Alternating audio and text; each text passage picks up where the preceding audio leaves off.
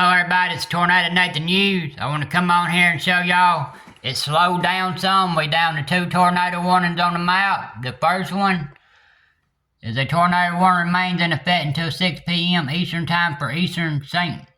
Lucie County. And the other one is just south of it right here. We're going to click on the information on it. Tornado warning for northeastern Martin County and east central Florida until 6:15 p.m. Eastern Standard Time.